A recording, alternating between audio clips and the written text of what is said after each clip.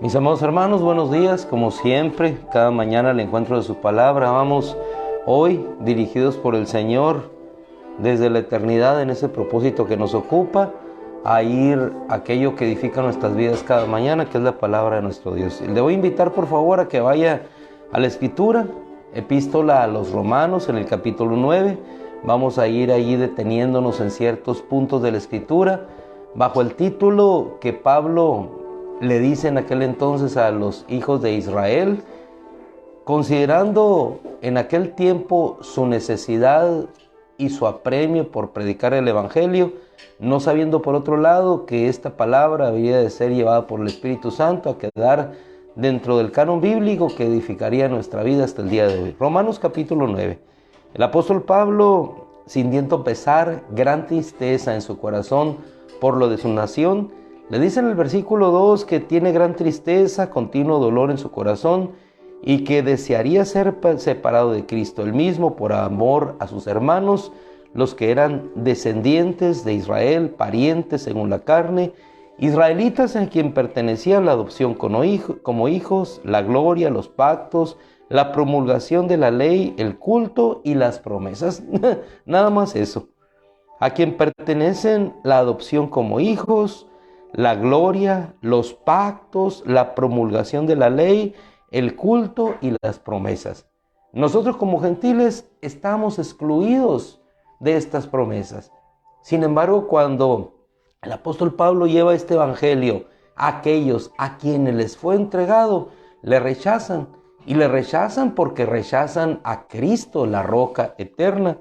Es entonces cuando el apóstol Pablo, bajo el entendimiento del Espíritu Santo, le da la realidad del verdadero sentido de aquellas palabras, de aquella bendición dada a ellos.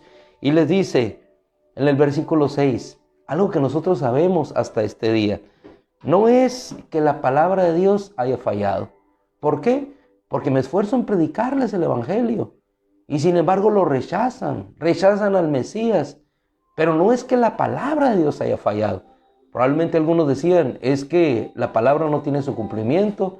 Fue una palabra dada por Dios, pero ha fallado la palabra. Y Pablo es claro, muy enfático. No es que la palabra de Dios haya fallado. Lo que pasa es que nosotros no entendemos el propósito de Dios. Así como no lo entendía Job cuando pensó que aquella justicia propia había fallado.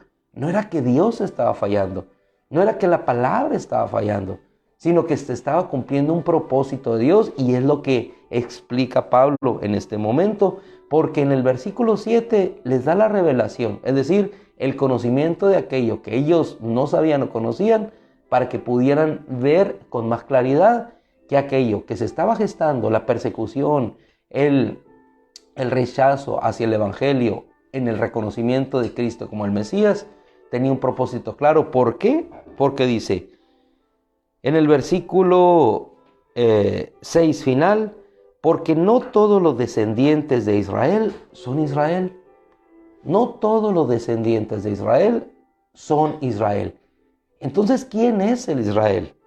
Y en el versículo 7 ratifica, ni son todos hijos por ser descendientes de Abraham. En pocas palabras, ellos son los patriarcas, a ellos pertenece la adopción como hijos. En el versículo 5 dice que de ellos procede el Cristo, de ellos mismos, Dios bendito por los siglos de los siglos. Y en el verso 7, parte final, dice, sino que en Isaac te será llamada descendencia. En Isaac te será llamada descendencia. Esto es una claridad mayor. Esto es, no son los hijos de la carne los que son hijos de Dios. Y ahí es cuando se empieza a revelar el misterio hacia los gentiles. Un misterio que ni el mismo apóstol Pablo tenía conocimiento de él. Pero Dios, en esa palabra dada a Abraham, estaba encerrándonos a nosotros, aquellos que habríamos de ser depositarios también de lo que dice la Escritura, la adopción como hijos, la gloria, los pactos, la promulgación de la ley, bueno, en este caso el culto y las promesas. Es decir, habríamos de ser alcanzados, ¿por qué? Por una palabra. por una palabra dicha por nuestro Dios. Vamos a encontrar en la Escritura que muchas de las palabras que Dios expresa son palabras que tendrán un cumplimiento inmediato. Pero hay palabras que se constituyen en promesas. Es decir, palabras que son tomadas por el corazón del receptor y se convierte en una palabra de esperanza, de realidad. Esas son las palabras con promesas. Como cuando nuestro Señor nos dice en el Evangelio de Juan capítulo 14, volveré. Eso es una palabra. Es una palabra que es una promesa porque tendrá su cumplimiento en un futuro. Y esa palabra será una realidad que cumplirá el propósito de Dios, como lo explica Pablo. Esto es, versículo 8, que no son los hijos de la carne los que son hijos de Dios, sino que son los hijos de la promesa. Son los hijos de la promesa los que son considerados como descendientes.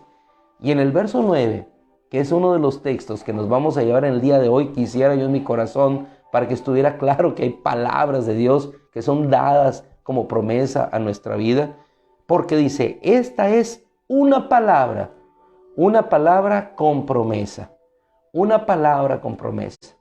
Dios dijo y se va a cumplir. Y toma el ejemplo de Abraham, una palabra con promesa, y le dice, por este tiempo volveré y Sara tendrá un hijo.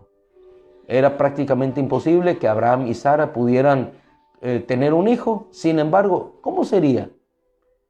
Probablemente Abraham dijo, no sé cómo Dios lo vaya a hacer, pero lo hará. Es una promesa de Dios. No sabemos cómo Dios lo hará. Lo que sí sabemos, que Él abrirá ese mar. No sabemos cómo nos habrá de liberar de la esclavitud de Faraón. Sin embargo, sucedió. ¿Por qué? Porque era una promesa. Y la promesa tiene su cumplimiento. ¿De dónde estamos nosotros, amados hermanos, tomados, aferrados? Sino de aquellas palabras de nuestro Dios que son una promesa para nuestra vida, una promesa para nuestro corazón. Aquella promesa dada, o palabra más bien, dada por Pablo al carcelero de Filipos: cree en el Señor Jesús y serás salvo tú y toda tu casa. ¿Qué hizo aquel hombre? Tomó aquella palabra, y aquella palabra fue más que una palabra, se convirtió en una promesa. Y por eso vivimos tú y yo, por palabras de nuestro Dios que son espíritu, son vida, y que se convierten en promesa en nuestro corazón, porque son dadas por aquel que tiene el poder para obrar más allá de una realidad que nosotros consideramos imposible de cambiar. En una realidad imposible de cambiar. Abraham, de avanzada, igualmente Sara. Sin embargo, le dijo el Señor, por este tiempo volveré. Palabra de promesa. Y Sara tendrá un hijo. Y no solo esto, y sigue Pablo argumentando, sino que también con Rebeca, que concibió mellizos de uno de nuestro padre Isaac. Porque aún los mellizos no habían nacido y no habían hecho nada, ni bueno ni malo, para que el propósito de Dios conforme a su elección permaneciera. Y aquí vemos otra maravillosa revelación de Dios a nuestra vida. El propósito de Dios permaneciera. Antes de que hicieran algo, ni bueno ni malo, el propósito de Dios conforme a su elección habría de permanecer, no por las obras, sino por aquel que llama. Y en ese contexto nosotros fuimos llamados, no por las obras, sino por aquel que llama y ratifica. Como se dijo de ella, el mayor servirá al menor. Está escrito, a Jacob amé, pero a Esaú aborrecí. Así es que, versículo 16, el apóstol Pablo muy claramente nos dice, no depende del que quiere ni del que corre, sino del que Dios tiene misericordia. Y a guisa del libro que hoy estamos en la lectura como reto bíblico, Éxodo, dice, para este mismo propósito he levantado. ¿A quién? A Faraón. En el versículo 17, para demostrar mi poder y para que mi nombre sea proclamado en toda la tierra. Entonces, elegidos en ese propósito de Dios, en esa palabra de promesa, es como en el versículo 24 entramos nosotros, diciendo el apóstol Pablo, nosotros, los gentiles, a quienes también llamó no solo de los judíos, también de entre los gentiles, como también dice en Oseas, y siempre reafirmando al apóstol Pablo su base en la Escritura. Aquellos que no eran pueblo, llamaré pueblo mío, y a los que no eran amada, amada mía. Y acontecerá que en esos últimos tiempos ellos serán llamados, los que no eran pueblo, mi pueblo, allí serán llamados hijos del Dios viviente. Una palabra de promesa que nos alcanzó para recibir la hermosa promesa dada por el Señor a Abraham. En Isaac te será llamada descendencia. Y nosotros somos parte de esa descendencia. Ahora, para no dejar a sus hermanos excluidos, el apóstol Pablo, bajo esa revelación del Espíritu Santo, les habla y le dice, también Isaías clama.